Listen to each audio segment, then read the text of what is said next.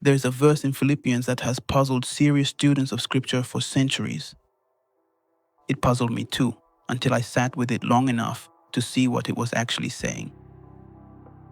Paul writes, "Work out your own salvation with fear and trembling, for it is God who works in you both to will and to work for his good pleasure." On the surface, it sounds like a contradiction. If God is the one working in you, why do you need to work at all? And if you must work, what exactly is God doing? Most teaching resolves this by splitting the two. Assign some things to God, assign other things to man. Keep them separate and the paradox disappears. But that resolution misses the architecture entirely. There is one word in this verse that changes everything. The word is "for." Paul does not say, "even though God works in you." He does not say, "but God works in you." He says, "work it out because God works in you." The divine working is not the reason you are excused from acting. It is the very reason you can act meaningfully. To understand why, we need to go back further, to the nature of God himself.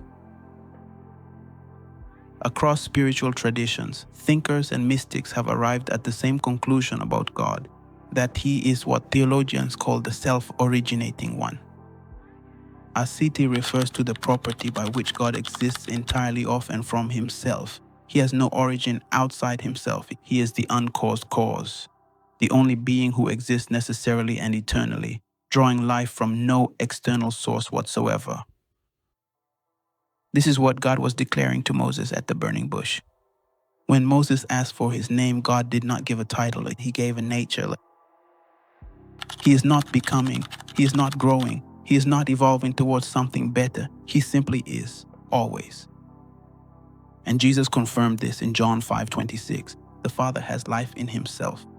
Unlike us who borrow our breath, who depend on food and water, who were brought into existence by others, God's life is uncaused, unborrowed, self-sustained. He does not have life, he is life. Now here is where everything changes. This God, the self-originating, self-sustaining, self-sufficient one, has placed something of that originating life in you. Paul declares it in Acts 17:28. In him we live and move and have our being. God is not just the one who made you. He is the one in whom your very existence is grounded moment to moment. Which means the locus of divine life and the locus of your consciousness occupy the same location, your inner world, your mind, your will. This is the resolution to the Philippians paradox. God is not working on you from the outside, doing something to you while you watch. He is working as you, from the inside, but only when you show up to do the work.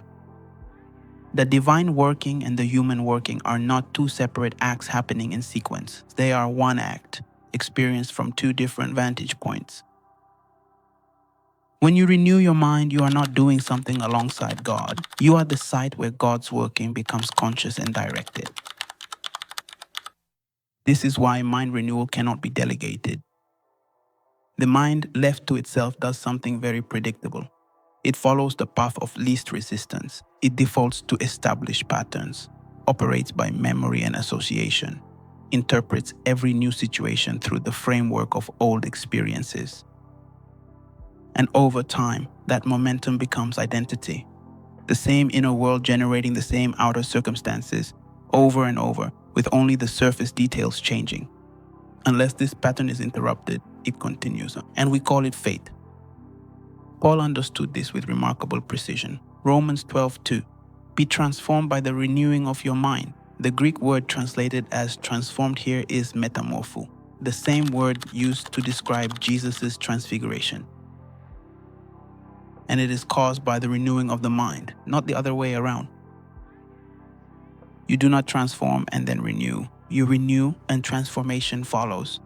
Paul establishes a cause and effect relationship that most people live backwards their entire lives.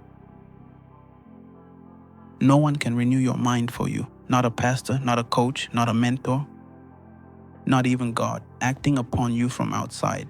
The renewal must happen from within the mind itself, which is precisely where God has placed his life. The interruption of the cycle, breaking the momentum of memory, association, and accumulated pattern, is an act of will that only you can initiate. God does not override the will. He energizes it, but the will must be exercised first. This is the fear and trembling Paul speaks of, not anxiety, but the weight of knowing that you are the steward of the one thing that determines the shape of your entire inner world. To leave the mind unattended is not neutrality, it is a choice to let momentum decide your future.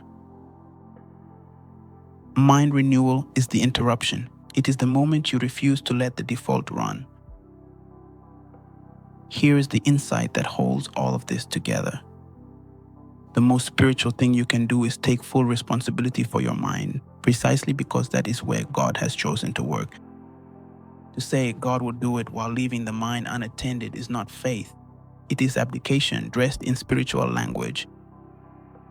True faith looks like Romans 12:2, active, willful, daily renewal. It looks like 2 Corinthians 10:5, taking every thought captive one at a time. It looks like Philippians 4:8, choosing deliberately what to set the mind upon. The pattern of this world is not primarily outside you. It is the accumulated momentum of an unrenewed mind.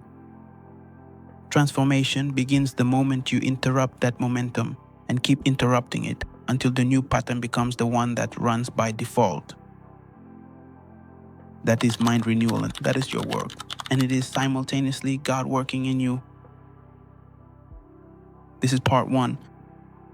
In part 2, we go deeper into 2 words that form the psychological root of everything we have discussed today: aseity and satiety. If this gave you something to sit with, share it with someone who needs to hear it. And read the full article at albertblibo.com. The link is in the description.